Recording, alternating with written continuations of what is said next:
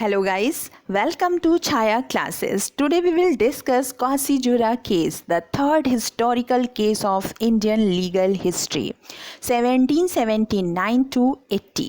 ये time period जरूर ध्यान रखिएगा. Kasijura case 1779 to 80.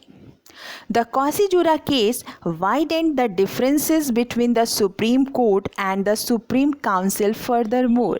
Kasijura case ने सुप्रीम कोर्ट और सुप्रीम काउंसिल के बीच मतभेदों को बढ़ा दिया. It became evident that the judiciary and the executive were working against each other. यह स्पष्ट हो गया कि जुडिशरी एंड एग्जीक्यूटिव एक दूसरे के विरुद्ध वर्क कर रही हैं. ओके, एंड नेक्स्ट पॉइंट देखिए, this case was between two peoples. ठीक है, ये केस शुरू करने जा रहे हैं हम लोग. तो सबसे पहले देखेंगे कि ये केस किन दोनों लोगों के बीच में चल रहा था. तो सबसे पहले देखिए, राजा सुंदर नारायण वर्सेस काशीनाथ बाबू. काशीनाथ बाबू को काशीनाथ बाबू भी लिखा जाता है. ठीक है, तो इनके दोनों नाम हैं काशीनाथ बाबू एंड काशीनाथ बाबू. दोनों सही हैं, कंफ्यूज नहीं होना है. ठीक है, नेक्स्ट पॉइंट देखिए, the case was discussed in two courts. अब ये किन किन कोर्ट्स में चलेगा? तो सबसे पहले the revenue board of Calcutta. आप यहाँ पिक्चर में देख सकते हैं कि 1779 के टाइम पे the revenue board of Calcutta कैसा दिखता था. ठीक है, नेक्स्ट कोर्ट देखिए, द सुप्रीम कोर्ट, जो एस्टैब्लिश हुआ था 1774 में. ठीक है, नेक्स्ट पॉइंट हम लोग देखेंगे, facts of the case. Facts of the case में सबसे पहले राजा सुंदर नारायण के बारे में जानेंगे कि ये कौन थे. राजा Sundar Narayan zamindar of Kasijora in the district of Midnapore in Orissa. Orissa के मिदानपुर डिस्ट्रिक्ट के कासीजुरा के जमींदार थे. कौन? Raja Sundar Narayan. And he was to pay to the company a fix sum of money as a land revenue annually. अब इसमें क्या है कि जो राजा सुंदर नारायण है वो एक फिक्स्ड अमाउंट जो है एनुअली किसको पे कर रहे हैं? कंपनी को पे कर रहे हैं. और जब ये कंपनी को पे कर रहे हैं तो ये क्या हो जाएंगे? बहुत ही खास हो जाएंगे. किसके? कंपनी के, मींस ईस्ट इंडिया कंपनी के. क्यों? क्योंकि ये रेवेन्यू दे रहे हैं कंपनी को. ठीक है, नेक्स्ट पॉइंट देखिए, काशीनाथ बाबू. काशीनाथ बाबू कौन है? उनके बारे में जानते हैं. On Kasinath Babu, who was a principal merchant of Calcutta and he was the surety of Raja Sundar Narayan. Kashinath बाबू जो कलकत्ता के एक प्रमुख व्यापारी थे और वह राजा सुंदर नारायण के जमानत थे. मीन्स कि जो राजा सुंदर नारायण हैं वो कर्जदार थे. किसके? काशीनाथ बाबू के. ठीक है, एंड नेक्स्ट पॉइंट देखिए, Raja of Kashijora indebted to Kashinath Babu upon two bonds. ठीक है, यहाँ पे दो वर्ड हैं, हम लोग देखेंगे बॉन्ड्स क्या है एंड इंडेबिटेड क्या है. इंडेबिटेड मीन्स होता है ऑब्लिगेटेड स्पेशली फाइनेंशियली. ठीक है, एंड बॉन्ड्स का मतलब होता है legal evidence of a long time date.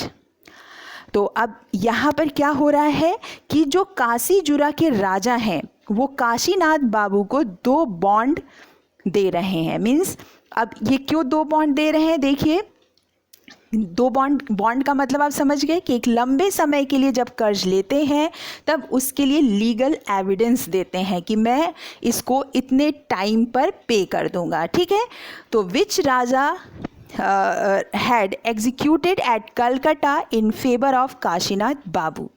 ये हो गया. ठीक है, कर्ज ले लिया, लीगल एविडेंस दे दिया, बॉन्ड्स दे दिए, टू बॉन्ड्स. लेकिन अब क्या होगा कि ये जो बॉन्ड्स हैं वो फेल हो जाएंगे.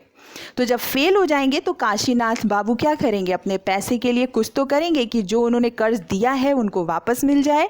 उसके लिए वो कहाँ जाते हैं? The revenue board of Calcutta सबसे पहले. ठीक है, having failed to recover the money from the Raja through the Revenue Board of Calcutta.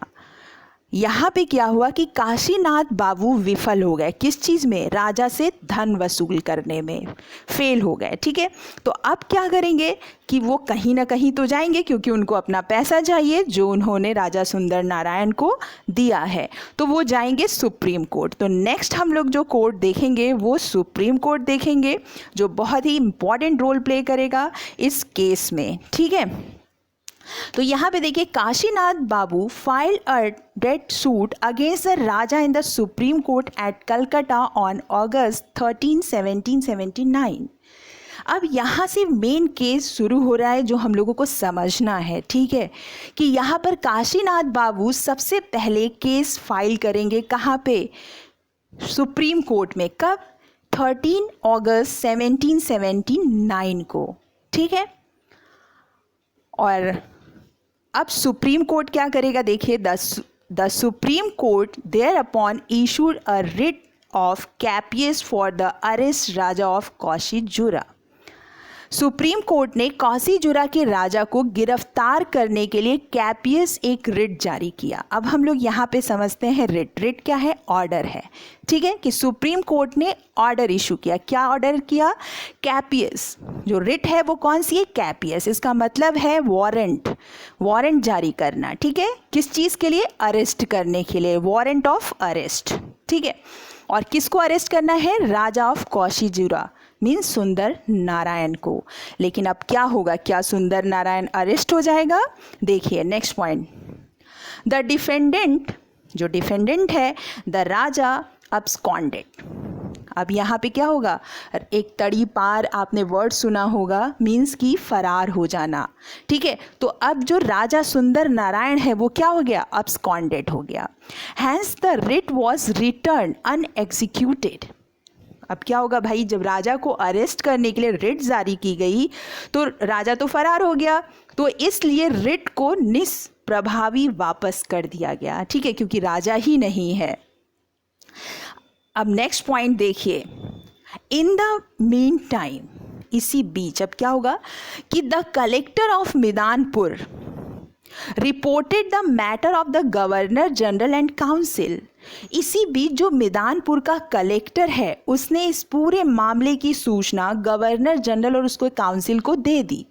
क्यों दे दी, क्योंकि उनको ये बताना था कि जो हम लोगों को रेवेन्यू देता था, एक फिक्स अमाउंट एनुअली पे करता था, वो राजा सुंदर नारायण के अगेंस्ट सुप्रीम कोर्ट ने रिट जारी कर दी है और वो क्या हो गया है, अब्सकॉन्डेड हो गया है, जिसकी वजह से अब हमें एनुअली रेवेन्यू कौन पे करेगा। तो इस यहाँ पे मैंने स्टार्टिंग में ही आपसे कहा था कि सुंदर नारायण जो है वो बहुत इम्पॉर्टेंट है कंपनी के लिए क्योंकि वो रेवेन्यू दे रहा है। तो अब कंपनी क्या करेगी, काउंसिल क्या करेगी, देखिए the council issued a notification. क्या नोटिफिकेशन है, काउंसिल ने क्या जारी किया, on informing all the land holders that they need not pay attention to the process of the Supreme Court unless they were either servants of the company or had accepted the court's jurisdiction by their own consent. Governor General की council ने क्या कहा कि supreme court की process पर ध्यान देने की आवश्यकता नहीं है जब तक कि वो कंपनी के कर्मचारी ना हो या अपनी सहमति, अपने कंसेंट से कोर्ट के जुरिडिक्शन में स्वीकार न कर लें कि हम आते हैं। ठीक है, ये चीज़ यहाँ पर काउंसिल ने एक नोटिफिकेशन जो है वो जारी कर दी। अब क्या होगा यहाँ पे, तो उसने ये कर दिया कि आप सुप्रीम कोर्ट के किसी भी ऐसे प्रोसेस को अटेंशन देने की आप लोगों को ज़रूरत नहीं है। अब नेक्स्ट पॉइंट देखिए क्या आता है कि the first writ having been return unexecuted. ठीक है, आपने देखा था कि जो पहली रिट है वो बिना ही एग्जीक्यूट हुए वापस कर दी गई थी। क्यों, क्योंकि जो राजा सुंदर नारायण था वो अब्सकॉन्डेड हो गया, फरार हो गया, तड़ीपार हो गया। ठीक है, तो अब यहाँ पे देखिए द सुप्रीम कोर्ट अब क्या करेगी, the supreme court issued another writ against the Raja of Kashijora in order to of a sequester the land and effects of the zamindar. ठीक है, उसने दोबारा रिट जारी की किसके अगेंस्ट? जमींदार के अगेंस्ट, राजा सुंदर नारायण के अगेंस्ट एंड उसके जमीन, उसके लैंड के अगेंस्ट। ठीक है, कि राजा सुंदर नारायण को और उसकी ज़मीन को क्या कर लिया जाए? अरेस्ट कर लिया जाए। ठीक है, जब्त कर लिया जाए। इन सब के लिए उसने ऑर्डर दिया, मतलब कि सेकंड रिट इशू किया सुप्रीम कोर्ट ने। तो आप यहाँ समझिएगा, पहली रिट जो है अनएग्जीक्यूटेड रही, रिटर्न कर दी गई। अब सुप्रीम कोर्ट दोबारा रिट उसने जारी किया है, किस चीज़ के लिए? जो राजा सुंदर नारायण है उसको अरेस्ट करने के लिए और उसकी लैंड जो लैंड है उसको भी जब्त करने के लिए। तो रिट जारी किया है और सुंदर नारायण को अरेस्ट करना है, तो अब क्या करेगी? अकेले कौन करेगा अरेस्ट? तो अब सुप्रीम कोर्ट ने क्या किया? नेक्स्ट पॉइंट देखिए, this time 60 men along with a sheriff of the court were sent to execute the writ। अब सुप्रीम कोर्ट ने क्या किया? इस बार सुप्रीम कोर्ट ने एक शेरिफ के साथ 60 लोगों को, 60 मैन को रिट निष्पादित करने, मीन्स कि एग्जीक्यूट करने के लिए भेजा। क्योंकि पहली रिट में क्या हो गया था? सुंदर नारायण फरार हो गया था। ठीक है, और अब जब सेकेंड रिट उसने सुप्रीम कोर्ट ने इशू किया है तो उसने क्या किया? 60 लोगों को भेजा और शेरिफ को भेजा कि सुंदर नारायण इस बार फरार ना हो पाए और आप उसको अरेस्ट कर लो। ये चीज़ें हो गई। ठीक है, अब क्या होगा देखिए, द सुप्रीम काउंसिल, कुछ ना कुछ तो सुप्रीम काउंसिल करेगी ही।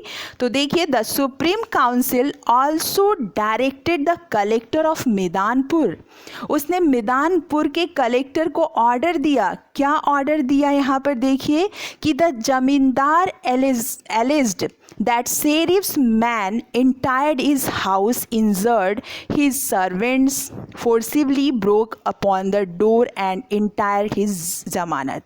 ठीक है, मैं यहाँ पर ये आपको ये पॉइंट समझाती हूँ कि जो सुप्रीम काउंसिल है उसने मैदानपुर के कलेक्टर को ये ऑर्डर दिया कि जो शेरिफ हैं और जो उनके आदमी आ रहे हैं उनको आप कोई भी सहायता नहीं करोगे, कोई भी हेल्प नहीं करोगे।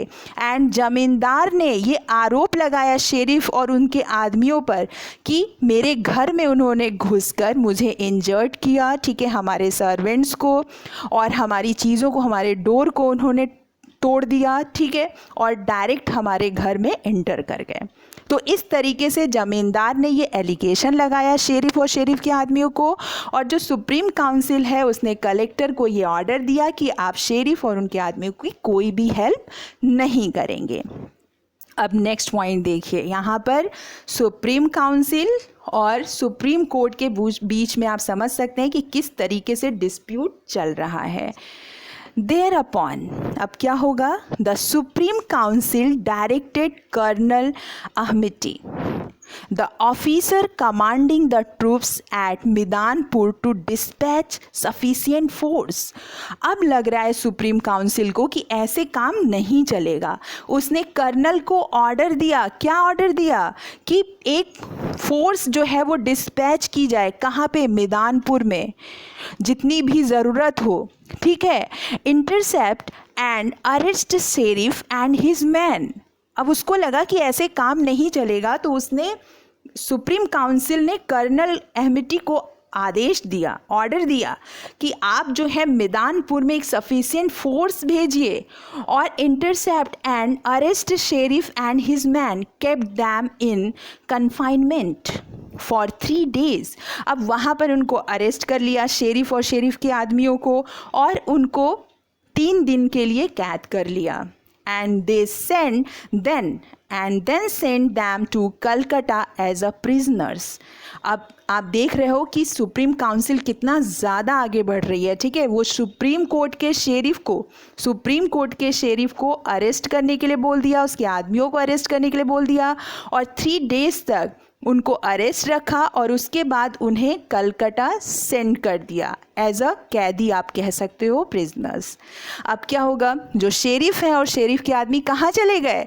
जेल पहुँच गए। कहाँ की जेल में? कलकत्ता की जेल में पहुँच गए।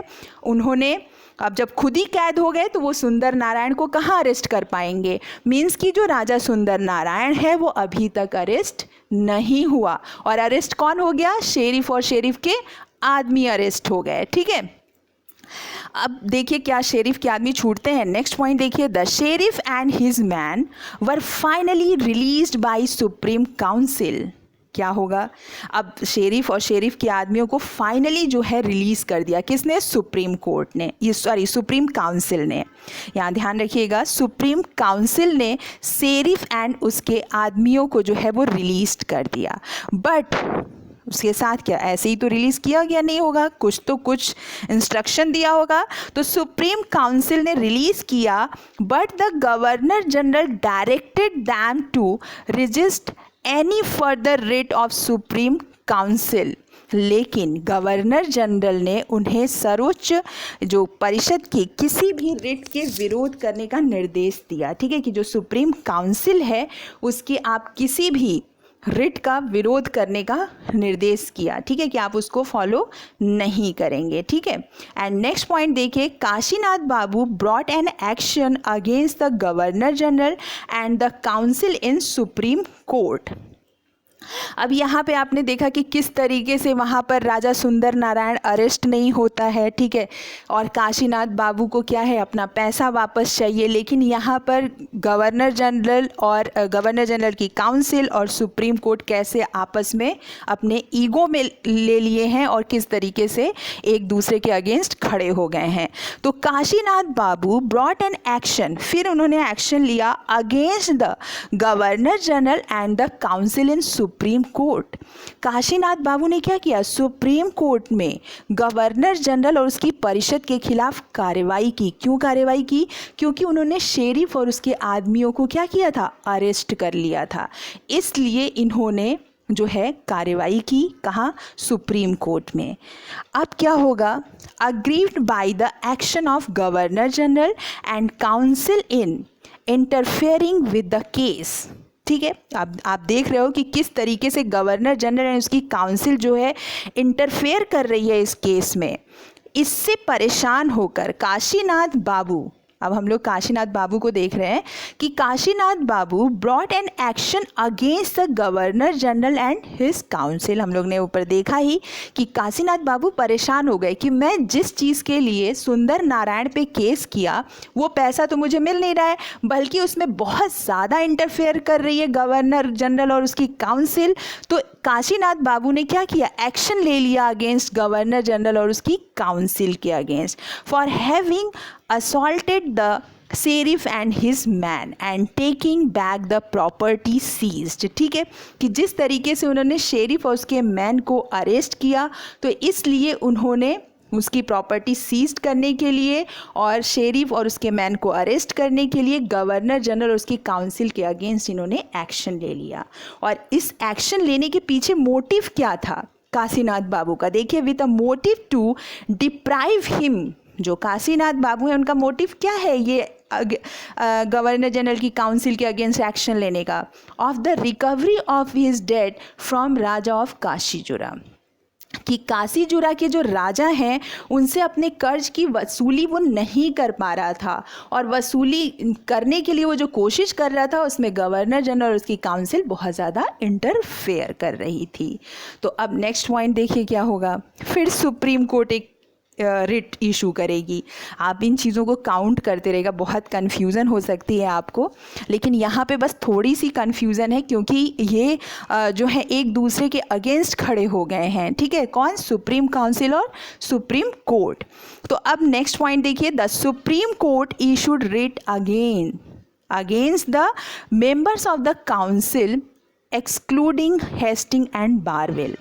ठीक है, कि यहाँ पे हेस्टिंग एंड बारवेल को छोड़कर सुप्रीम कोर्ट ने रिट इशू किया अगेंस्ट किसके? Member of the council. But the army officials did not allow the officers of the court of serve the writ to the members. कि जो सेना के जो अधिकारी हैं, जो आर्मी के ऑफिसर्स हैं, उन्होंने क्या कहा कि जो अधिकारियों ने सदस्यों को रिट की सेवा करने के लिए, मीन्स कहने का मतलब कि जो सुप्रीम कोर्ट ने जो रिट इशू किया है उसकी हेल्प करने की अनुमति नहीं दी। ठीक है, आप समझ रहे हो कि जो सेना के यहाँ पर सुप्रीम कोर्ट ने रिट इशू कर दिया कि जो मेंबर हैं काउंसिल के, उनके अगेंस्ट, ठीक है, और किसको छोड़ के, हेस्टिंग एंड बारवेल को छोड़ के। लेकिन कौन अरेस्ट करेगा, किस तरीके से काम होगा, ठीक है। तो जो आर्मी ऑफिशियल्स हैं उन्होंने ये मना कर दिया अपने जितने भी सदस्य थे उनसे कि रिट कोर्ट की रिट के मामले में हेल्प करने की ज़रूरत नहीं है। इससे क्या होगा कि जो सुप्रीम कोर्ट है उसको बुरा लगेगा। तो देखिए, the supreme court felt offended and put the attorney general of the company North Neller in prison for advising the company to refuse the court's process। अब आप यहाँ पे समझिएगा कि सुप्रीम कोर्ट को बहुत बुरा लगा जब आर्मी ऑफिसर्स ने, जो आर्मी ऑफिसर्स हैं, उन्होंने मना कर दिया रिट में किसी भी तरीके की हेल्प करने से। तो जब सुप्रीम कोर्ट को बुरा लगा तो उसने क्या किया कि जो कंपनी के अटॉर्नी जनरल हैं उनको अरेस्ट कर लिया। क्यों अरेस्ट कर लिया? क्योंकि उन्होंने सलाह दी थी, एडवाइस दी थी, किसको? कंपनी को। क्या एडवाइस दी थी? कि सुप्रीम कोर्ट की जो प्रक्रिया है, जो प्रोसेस है, उसको अस्वीकार करने की एडवाइस दी थी। किसने? अटॉर्नी जनरल ने। तो सुप्रीम कोर्ट ने अपना सारा गुस्सा किस पे निकाल दिया? अटॉर्नी जनरल पे निकाल दिया। क्यों? क्योंकि उसको ये बिलीव था कि ये अटॉर्नी जनरल ने ही कंपनी को एडवाइस दिया है कि वो हमारे ऑर्डर को ना माने, मीन्स कि हमारे प्रोसेस को अस्वीकार कर दे, फॉलो ना करे। तो इसलिए अटॉर्नी जनरल को अरेस्ट करके जेल में डाल दिया। उस टाइम पे अटॉर्नी जनरल कौन है? नॉर्थ नेलर हैं, ठीक है। अब नॉर्थ नेलर की डेथ हो जाती है। कहाँ पे? जेल में ही उनकी डेथ हो जाती है। आप समझ सकते हो आपकी कितनी ज़्यादा कॉम्प्लिकेशन आ गई है कि सुप्रीम कोर्ट ने नॉर्थ नेलर को जेल में बंद किया और जेल में ही उनकी डेथ हो गई। अब क्या होगा आप देखिए कि the court had no force to compel appearance of the member councillors. ठीक है, अब ये आपने देख लिया कि कोर्ट के पास अब कोई भी फोर्स नहीं है, ठीक है।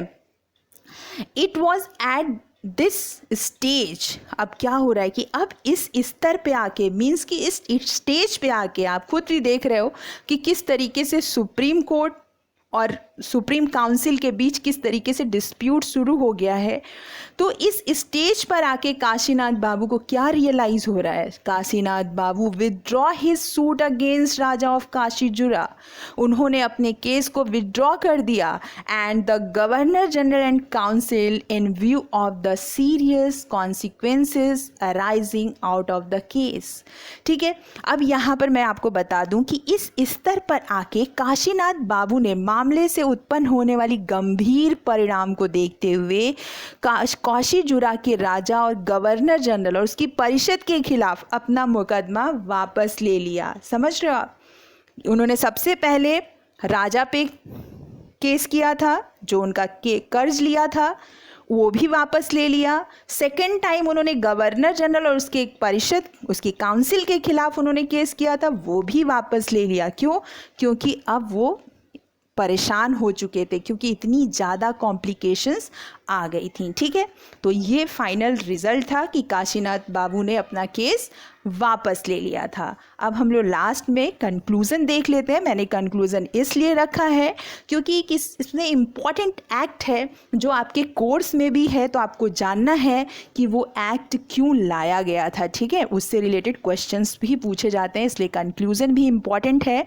देखिए, सबसे पहला कंक्लूज़न यही है, मैं आपको ऐसे ही समझा दे रही हूँ क्योंकि यहाँ पर वॉरेन हेस्टिंग है।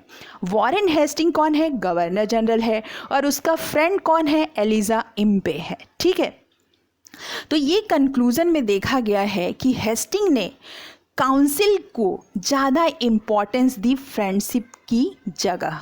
कहने का मतलब कि हेस्टिंग ने परिषद की सर्वोच्चता को इम्पे के साथ अपनी मित्रता से ज़्यादा महत्व दिया। आप समझ रहे हो, कहने का मतलब है कि उसने अपनी काम को, अपनी काउंसिल की इम्पोर्टेंस को ज़्यादा इम्पोर्टेंस दी, बल्कि अपनी फ्रेंडशिप से ज़्यादा।